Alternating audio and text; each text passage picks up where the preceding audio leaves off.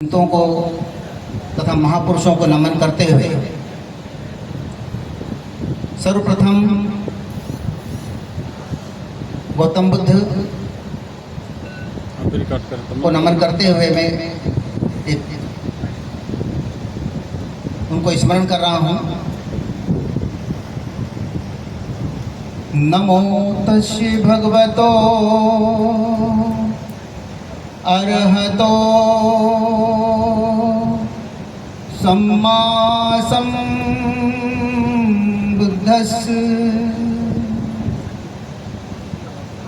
नमो तस्य भगवतो अरहतो सम्मा सम्बुद्धस्स। नमो तस्य भगवतो अरहतो सम्मा सम्बुद्धस्य।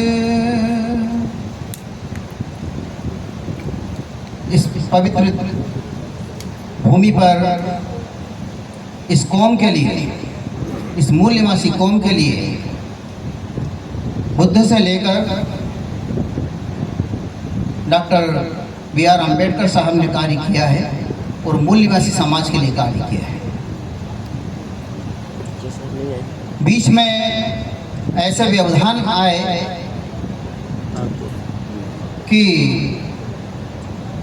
पुष्यमित्र शुंग ने ब्रदरथ की हत्या की और जातिवाद का निर्माण किया और 6743 जातियों में हमें विभक्त करके हमें कहीं का नहीं छोड़ा।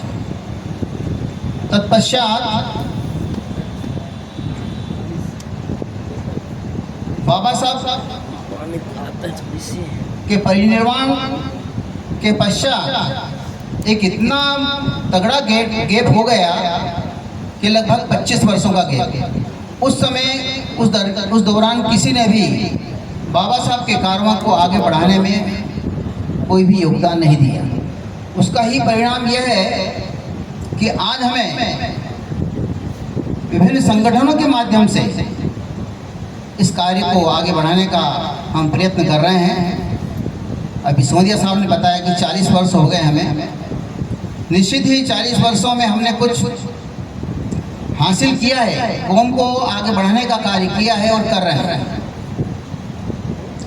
लेकिन टूट फूट का मामला चलता रहा।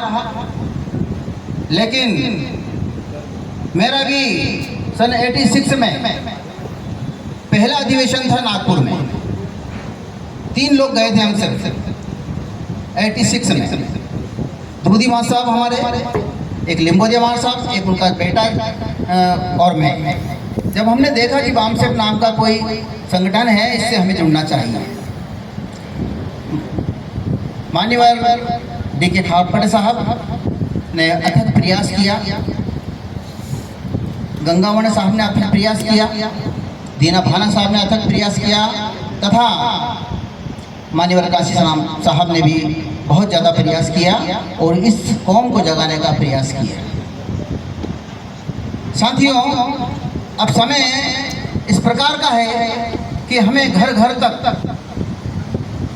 34th कन्वेंशन हम इस मेहर की जन्मभूमि पर मना रहे हैं। यहाँ से ये संदेश देना चाहिए कि इस कौम को जगाने के लिए हमें डोर टू डोर जाना चाहिए।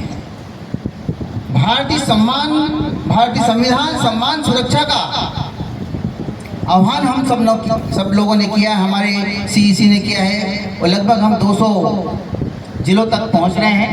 ये बड़ी खुशी की बात है। इस वर्ष भी अच्छा रिजल्ट आया है, परफॉर्मेंस अच्छा हुआ है। लेकिन हमें सकारात्मक रूप से कार्य करना पड़ेगा। यदि हमने सकारात्मक रूप से कार्य नहीं किया और उसका फीडबैक भी लेना पड़ेगा, निश्चित ही हम आगे बढ़ेंगे और इस कारवां को आगे बढ़ाएंगे।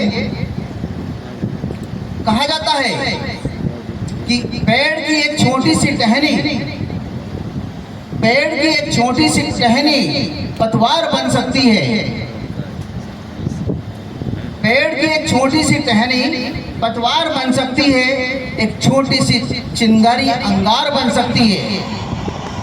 उठो देश के मूल निवासियों, जागो और जगाओ।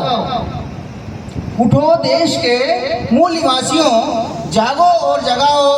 तुम इस देश के हुक्मरान बन सकते हो, तुम इस देश के हुक्मरान बन सकते हो, तुम इस देश के हुक्मरान बन सकते हो।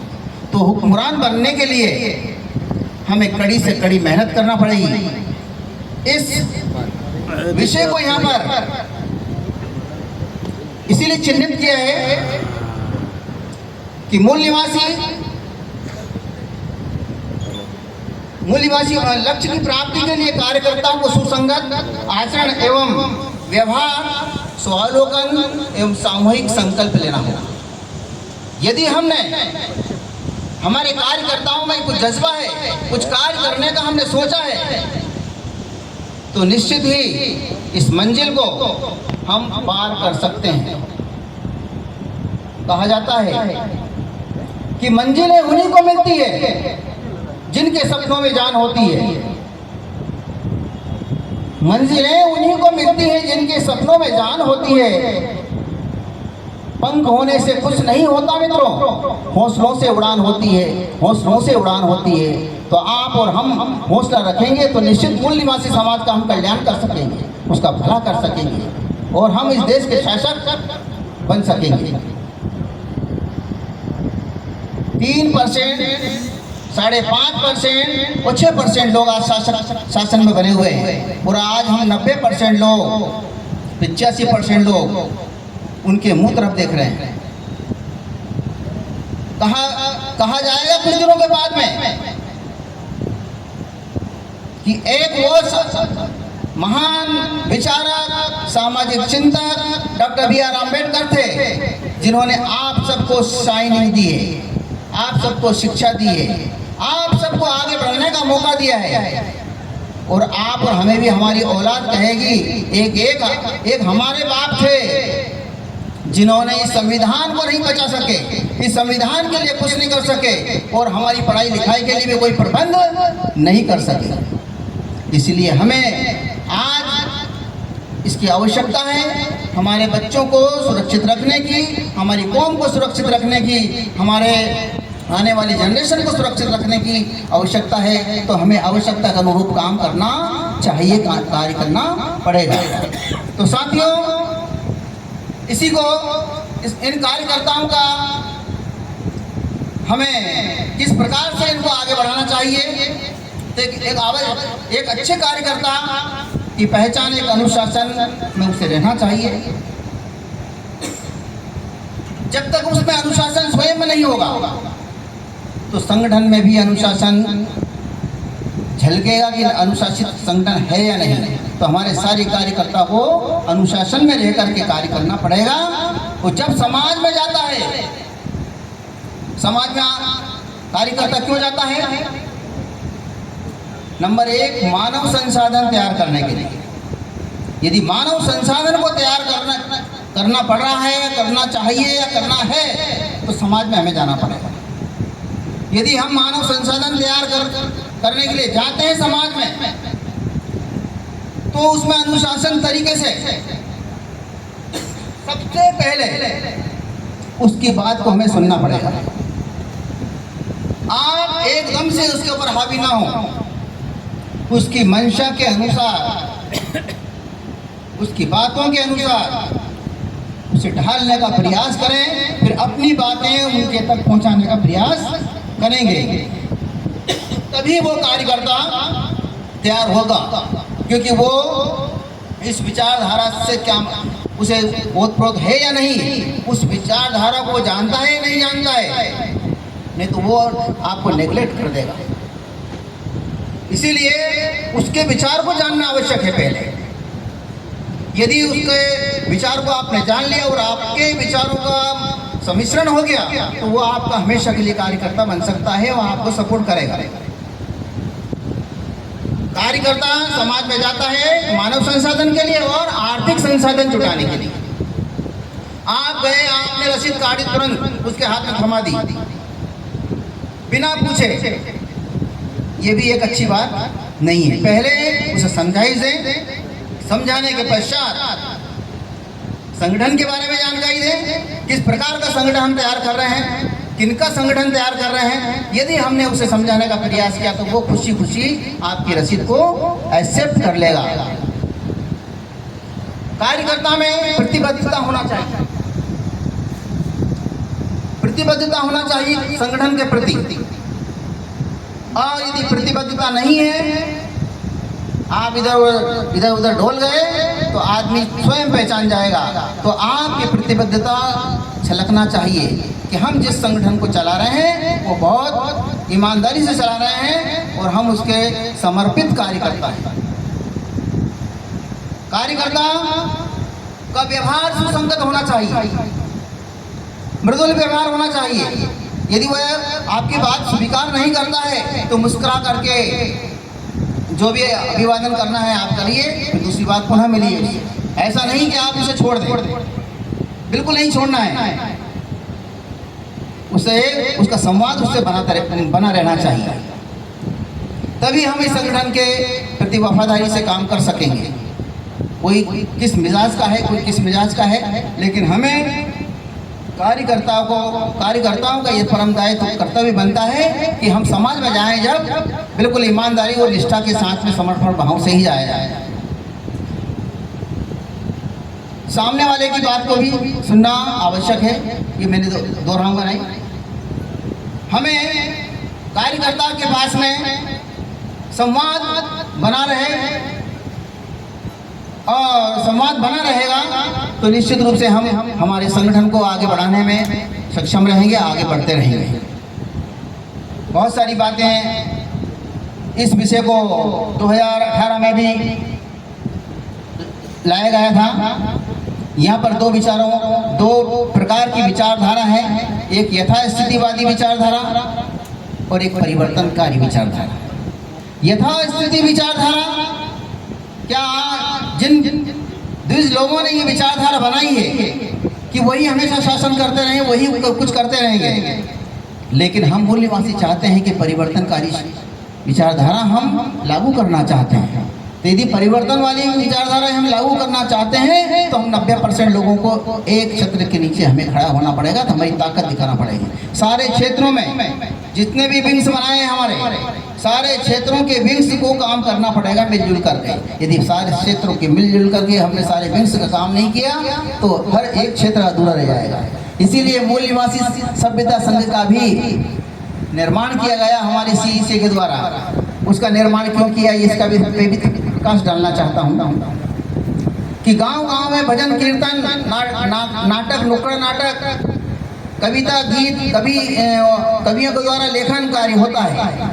तो हमारे मूल निवासी लेखक, हमारे मूल निवासी गायक, कव्वाल, रंगोली प्रतियोगिता होती है हमारी, और विभिन्न प्रकार की प्रतियोगिता को हमने इसमें शामिल किया गया है। तो उस प्रतियोगिता के माध्यम से भी हम हमारे कलाचार के माध्यम से हम अपनी बात को समाज तक पहुंचा सकते हैं। तो हमें मूल निवासी सभ्यता का संघ का भी आगाज करना है, मक्कम का भी आगाज करना है, मूल निवासी संगठन का भी आगाज करना है और पावर विंग का भी हमें आगाज करना है।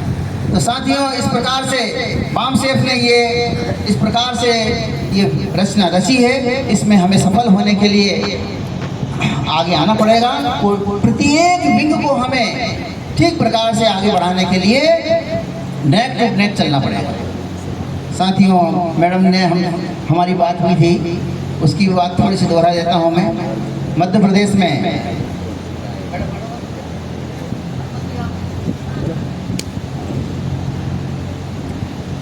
मैडम जी, त्रिपुरा मैडम जी और हमारी बात हुई थी कि हम मध्य प्रदेश में सभ्यता संघ का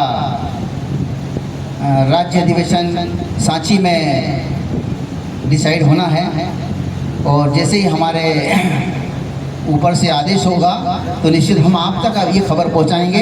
हमारे इसमें कवि भी शामिल होंगे, हमारे गायक शामिल होंगे और अच्छे अच्छे कार्यक्रम इसमें निश्चित रूप से खेल कूद का भी इसमें सब कुछ समावेश है। तो निश्चित रूप से वो कार्य भी हम करेंगे। तो आप सब उसमें आएंगे, उस कला का आप भी कलाकार हो सकते हो, उसमें आप भी शामिल हो सकते हो, अपनी कला का आप निखार कर सकते हो, बखान कर सकते हो। निश्चित रूप से बहुत सारी चीज़ें हो गई। तो इस वर्ष हमारे शासनकर्ता जमातों ने 75 ईयर्स का अमृत उत्सव मनाया है, क्योंकि वो शासन वो कर रहे हैं, इसलिए वो अमृत उत्सव मना रहे हैं। और हम वो तरफ देख रहे हैं 90% लोग। तो यथाशीघ्र जितना हो जाए आप भी अपना अमृत उत्सव मनाने का प्रयास करें और फील्ड में जा करके बहुत सारा कार्य करेंगे तो निश्चित रूप से हम भी उस मंजिल तक पहुंच सकते हैं। साथियों, अब मैं अपनी बात को ख़त्म कर रहा हूं। उससे पहले 2 लाइन यहीं से कह सकता हूं, आपकी अनुमति हो तो। सभ्यता को कौन रोकने वाला है? बाबा साहब की अमानत है, बाबा साहब की अमानत है मेरे भारत का संविधान। बाबा साहब की अमानत है मेरे भारत का संविधान। डेमोक्रेसी सलामत है मेरे भारत का संविधान। हम अपनी जान लुटाकर आबरू इसकी बचा लेंगे। हम इसकी जान, हम अपनी जान लुटाकर आबरू इसकी बचा लेंगे। वतन की शान शौकत, वतन की शान शौकत मेरे भारत का संविधान। वतन की शान शौकत मेरे भारत का संविधान। वतन की शान शौकत थैंक यू संविधान। जय भीम, जय संविधान।